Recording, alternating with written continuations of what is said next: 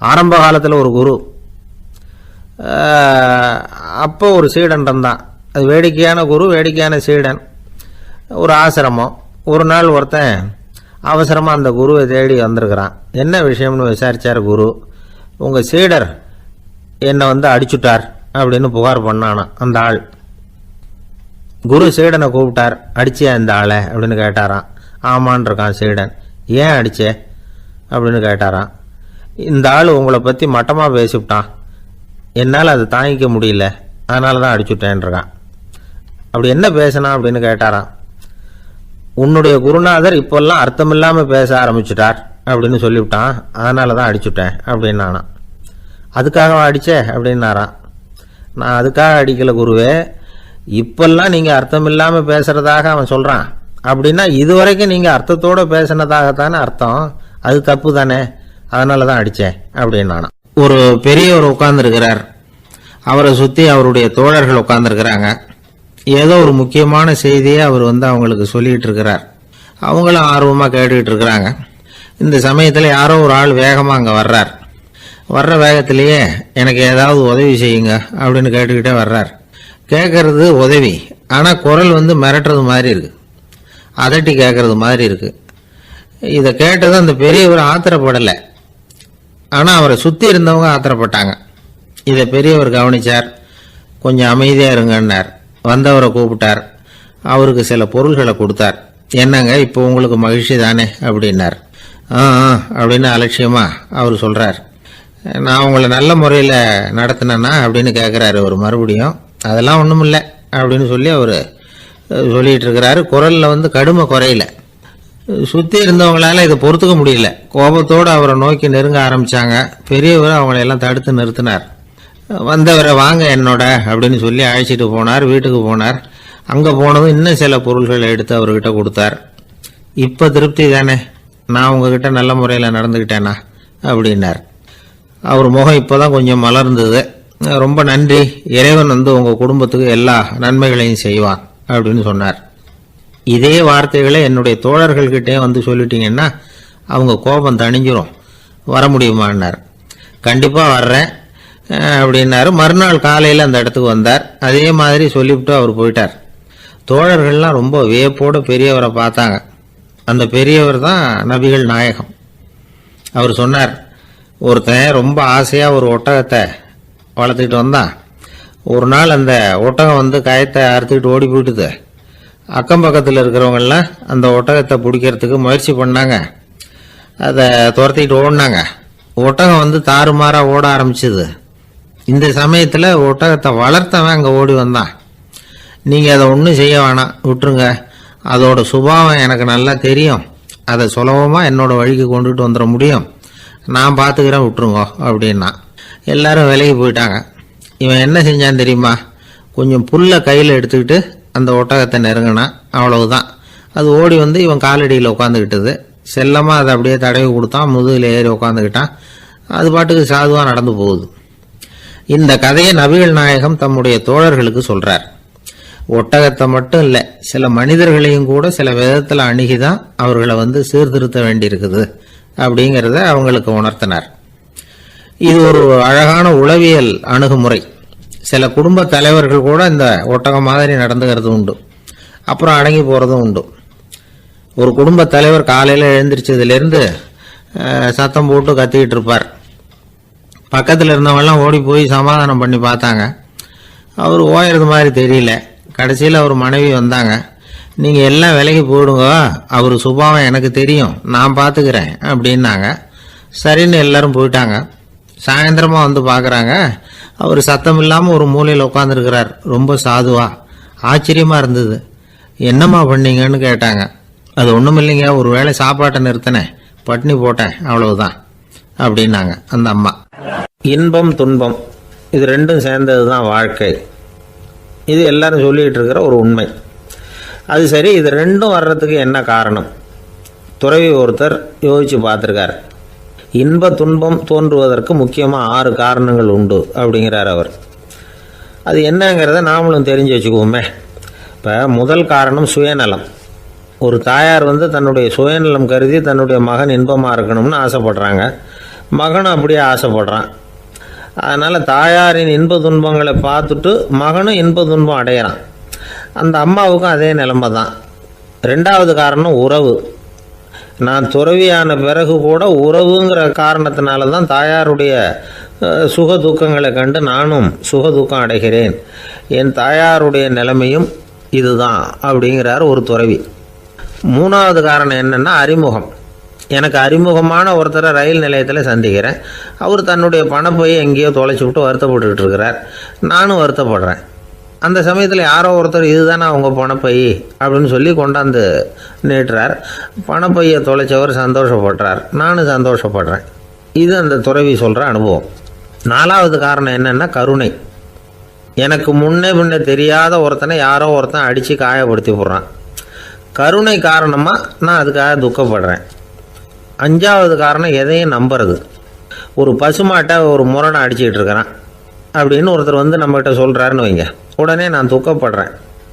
இன்னொருத்தர் அந்த முரணனை போலீஸ்காரங்க பிடிச்சிட்டு போயிட்டாங்கன்னு சொல்கிறாரு, நான் உடனே சந்தோஷப்படுறேன்.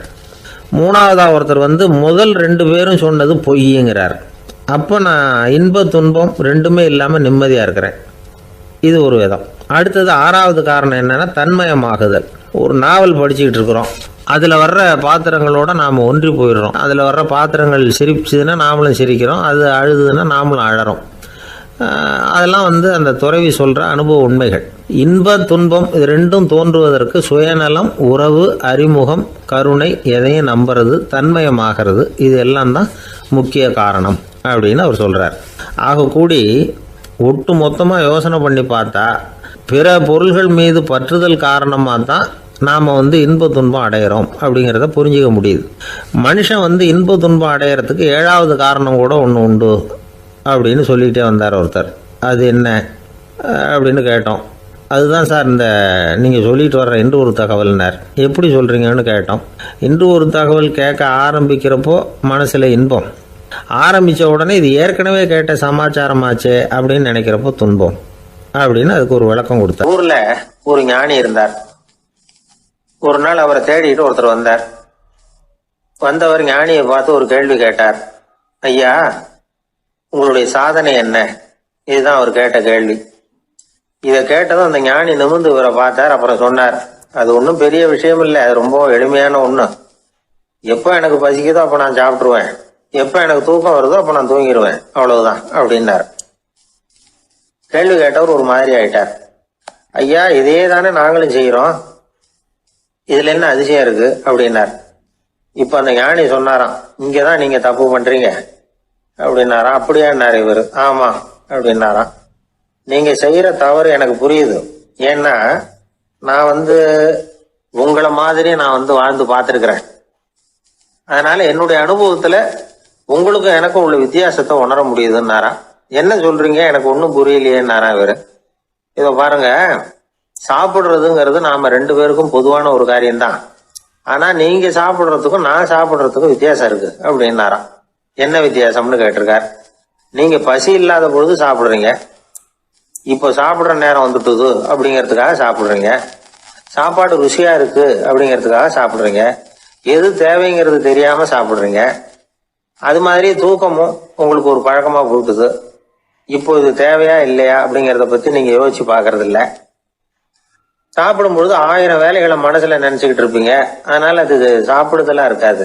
அதே மாதிரி நீங்க தூங்கும் பொழுதும் அது தூங்குதலா இருக்காது. ஏகப்பட்ட கனவுகள் வரும். உங்க மனசு மேலும் மேலும் கனவுகளை உருவாக்கி கொண்டே இருக்கும். அதனால எனக்குள்ள நடக்கிறது வேற மாதிரி, நீங்க நினைக்கிற மாதிரி இல்ல. எனக்குள்ள நடக்கிறது எப்படின்னா, நீங்க செய்யறது மாதிரி இல்ல. தூக்க உணர்வு வந்த உடனே தூங்குதல் மட்டுமே நடைபெறும். அதுதான் என்கிட்ட நடக்கிறது அப்படின்னாராம் அந்த ஞானி. வித்தியாசம் புரியுதா? அந்த ஞானி சாப்பிடுறத அனுபவிக்கிறார், அது எக்ஸ்பீரியன்ஸ். நாம அப்படி இல்லை, மனம் போன போக்குல சாப்பிடுறோம். இது இன்டெலிஜிங். இது ரெண்டுலேயும் செயல்ல வேறுபாடு இல்லை, விழிப்புணர்வுல தான் வேறுபாடு இருக்கு. அவர் சாப்பிடும் பொழுது ஒரு சாட்சி மனோபாவத்தோட சாப்பிடுறார். எவ்வளவு தேவையோ அவ்வளவுதான் சாப்பிடுறார். ஏன்னா அவருடைய விழிப்புணர்வு முழுமையா செயல்படுது. அதனால அவர் சாப்பிடும் பொழுது நம்மை விட மகிழ்ச்சியா இருக்கிறார். நாம அப்படி இல்லை, வயிற்றை நிரப்புறதுக்காக சாப்பிடுறோம். இன்னும் சொல்ல போனா சாப்பிடும் பொழுது நாம அங்கேயும் இருக்கிறது இல்லை, எங்கேயோ போயிடுறோம், உடம்பு மட்டும்தான் அங்கே இருக்கும். ஆனால் ஞானி அப்படி இல்லை. அவர் சாப்பிடும் பொழுது சாப்பிடுதல் மட்டுமே இருக்கும். எந்த ஒரு செயலையும் விழிப்புணர்வோட செய்யலாம், மனம் போன போக்கிலையும் செய்யலாம். விழிப்புடன் செய்யறப்போ செய்யும் செயல் நம்ம அனுபவமாகிறது, அவ்வளவுதான். இதெல்லாம் பெரிய தத்துவம் மாதிரி தெரியும். இருந்தாலும் நாம புரிஞ்சுக்க வேண்டியது என்னன்னா, எந்த காரியத்தை செஞ்சாலும் அதுல முழு ஈடுபாடு வேணுங்கிறது முக்கியம். அந்த அளவுக்கு முதல்ல நம்மளை மாத்திக்கிட்டா போதும். ஆனா நம்ம ஆளுங்க அந்த அளவுக்கு இருக்கிறது இல்ல, எல்லாமே அரைக்குறை தான். கேட்டா ஞாபகம் மருதி. ஒருத்தன் என்ன பண்ணானா, விமான டிக்கெட் வாங்கிக்கிட்டு ரயில்வே ஸ்டேஷனுக்கு வந்துட்டான். அப்புறம் தான் புரிஞ்சுது தவறுதலா இங்க வந்துட்டோங்கிறது. உடனே அவசரமா விமான நிலையத்தை நோக்கி ஓடி இருக்கிறான். அங்க போய் கவுண்டர்ல கேட்டிருக்கான், மேடம் நான் தவறுதலா ரயில்வே ஸ்டேஷனுக்கு போயிட்டேன், இப்ப விமானத்தையும் தவற விட்டுட்டேன், அடுத்த பிளைட்ல எனக்கு இதை மாத்தி தர முடியுமான்னு கேட்டிருக்கான்.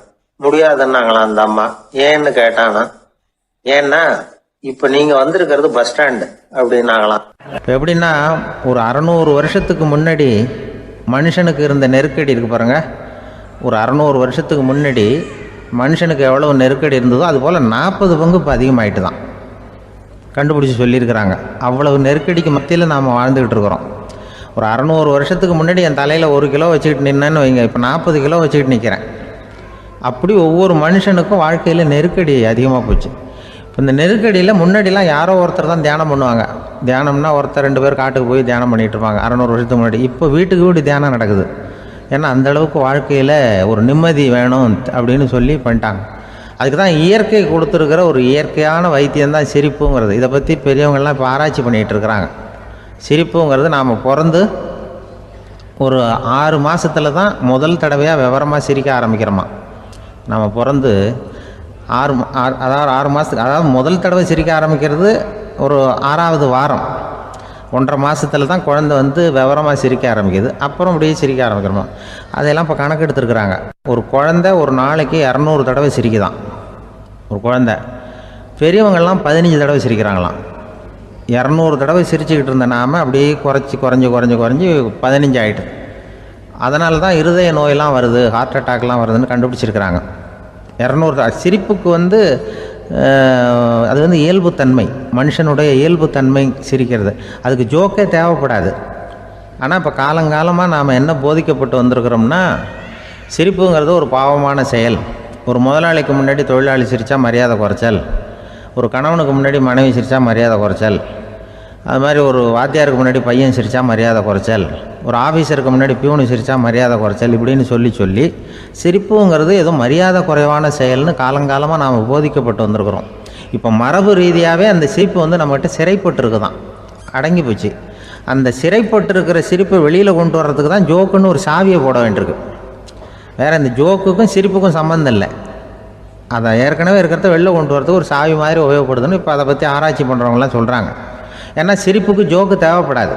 இப்போ ஒரு குழந்தை தொட்டிலில் படுத்துருக்குன்னு வைங்களேன், குழந்தை தொட்டிலில் இருக்குது, அது முகத்துக்கிட்ட போய் ஒரு கிளுகிழுப்பை ஆட்டுங்க சிரிக்கும். அந்த கிளுகிழுப்பை சத்தமே சிரிக்க வைக்கிறதுல அதுதான் மனுஷனுடைய இயல்புத்தன்மை. அது என்ன ஜோக்காது? சத்தம்.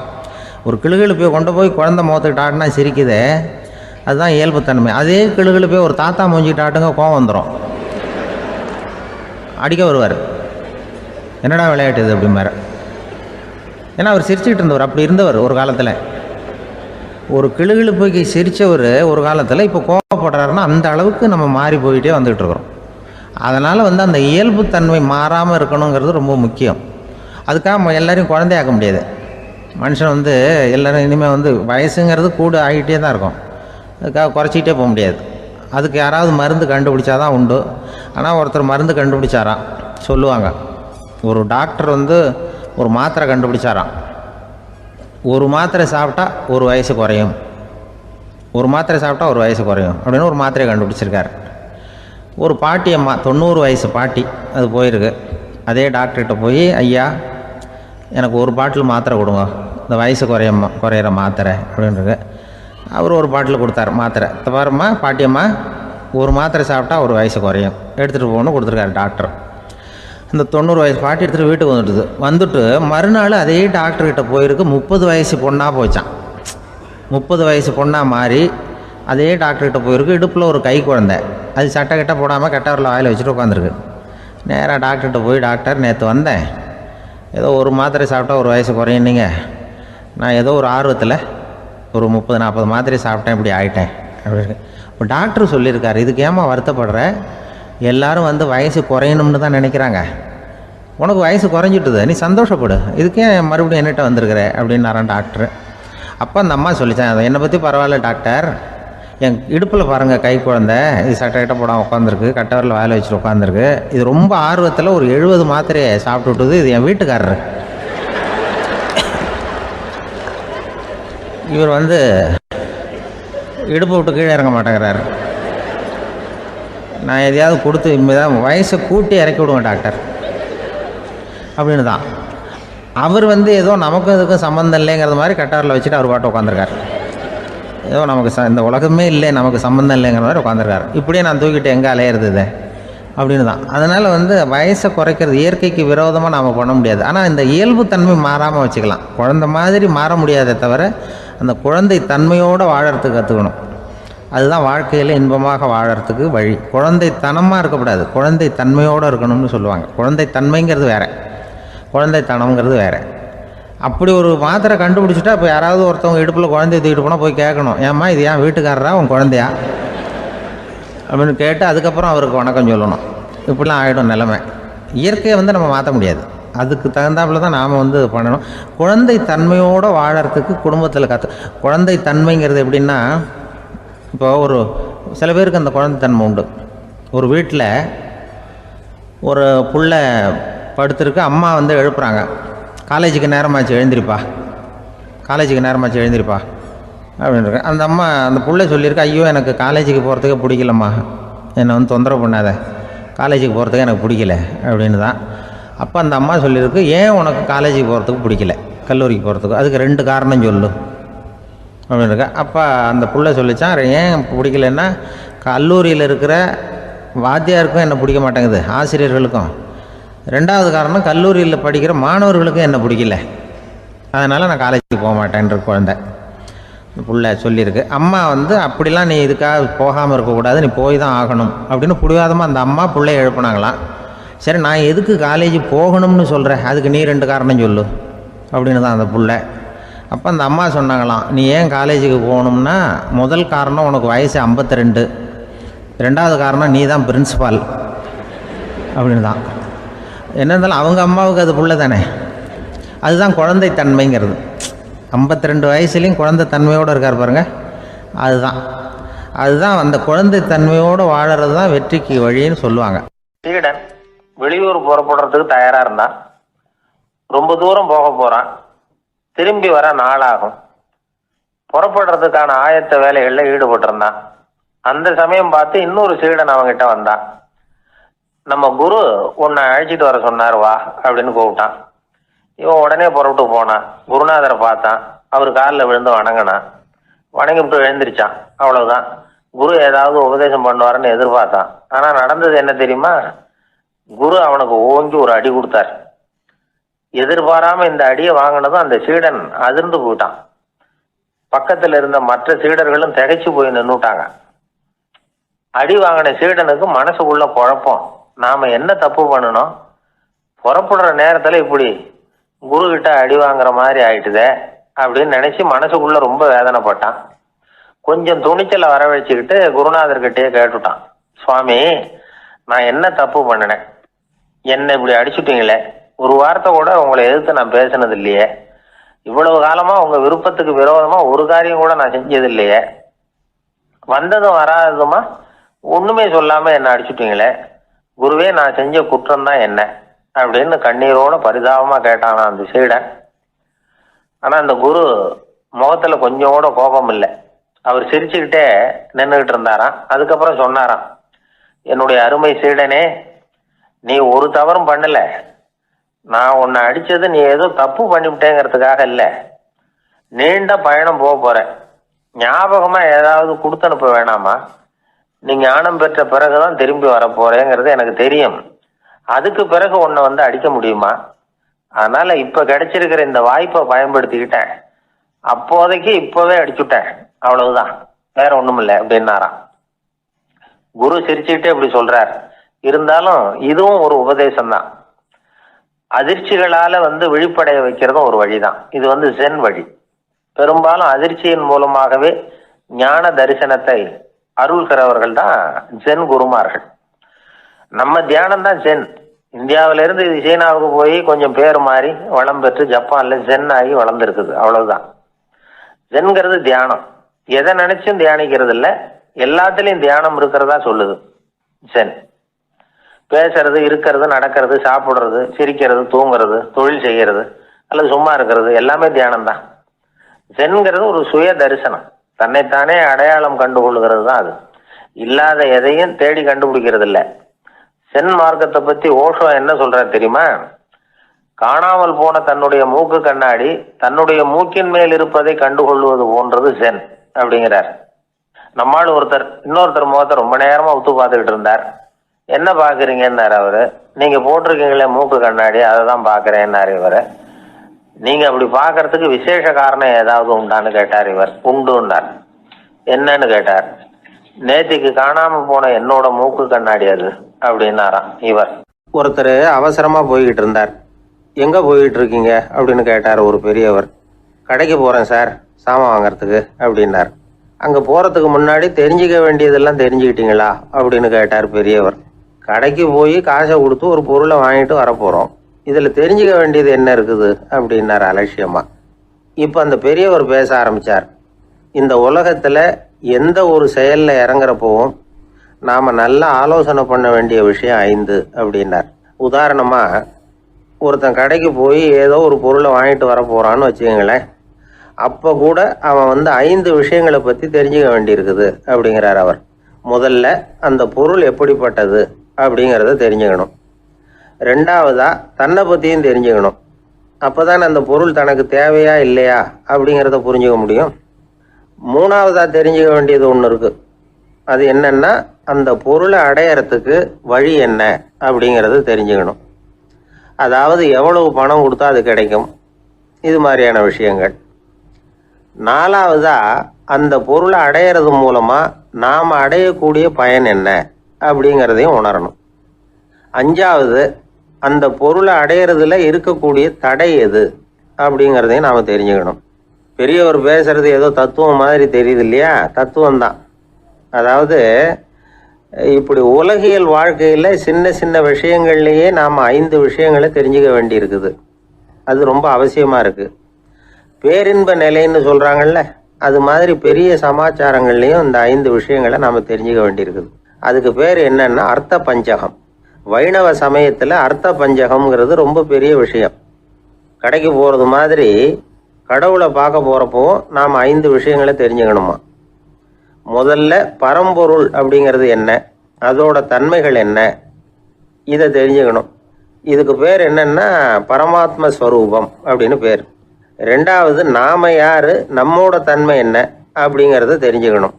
நான் யாருன்னு எனக்கே தெரியலங்கிறப்போ இதை நான் சொல்றேன்னு இது என்னுடையதுன்னு சொல்றது தப்பு தானே. அப்புறம் 3வது விஷயம், பரம்பொருளை நாம் அடையறதுக்கு வழி எது, இது தெரிஞ்சுக்கணும். இது உபாய ஸ்வரூபம் அப்படின்னு பேர். 4வது விஷயம், நாம் அடைய வேண்டிய பயன்கள் என்ன அப்படிங்கிறது தெரிஞ்சுக்கிறது. இதுக்கு புருஷார்த்தம் அப்படின்னு பேர். 5வது அந்த பயனை அடைய விடாமல் தடுக்கிற தடைகள் யாவை அப்படிங்கிறது தெரிஞ்சுக்கிறது. இது விரோதி ஸ்வரூபம். இதைத்தான் தடையியல் அப்படின்னு சொல்றாங்க. அதாவது பரமாத்மாவை பற்றிய அறிவு, ஜீவாத்மாவை பற்றிய அறிவு, உபாயம் பற்றிய அறிவு, புருஷார்த்தம் பற்றிய அறிவு, இந்த 4 அறிவுக்கும் எதிரடையா, அதாவது அதையெல்லாம் தப்பா புரிஞ்சுக்கிறதால உண்டாகக்கூடிய அறிவு விரோதி ஸ்வரூபம். என்ன இது தகவல்ல ஏதாவது கதை சொல்லுவீங்கன்னு பார்த்தா ஏதோ தத்துவம் பேசிக்கிட்டு இருக்கிறீங்களே அப்படின்னு நினைக்கலாம். இதுவும் தெரிஞ்சுக்க வேண்டிய ஒரு பெரிய விஷயம்தான். காதில் போட்டு வச்சா எப்போவாவது உபயோகப்படும்.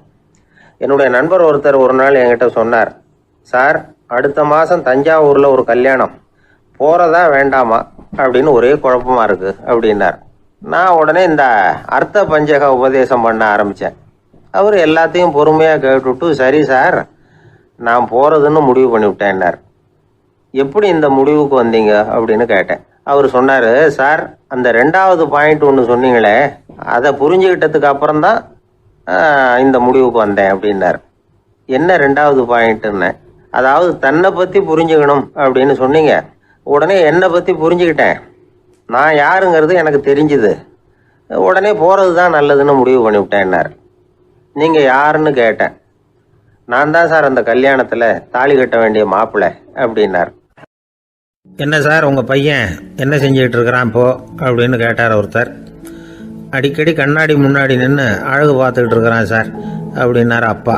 இளம் பருவம் இப்படி தான் இருக்கும், அதையெல்லாம் சாதாரணமாக நினச்சிடாதீங்க அப்படின்னாரு அவர்.